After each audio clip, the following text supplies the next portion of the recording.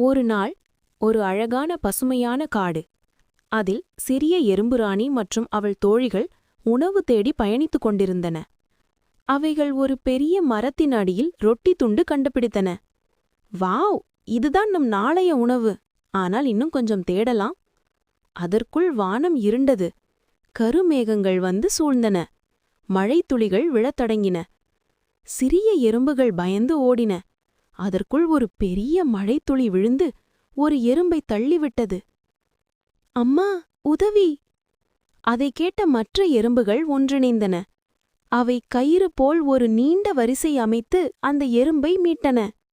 எறும்புராணி தீவிரக் குரலில், பாருங்க, நாம் ஒன்றாக இருந்தால் எந்த புயலும் நம்மை உடைக்க முடியாது.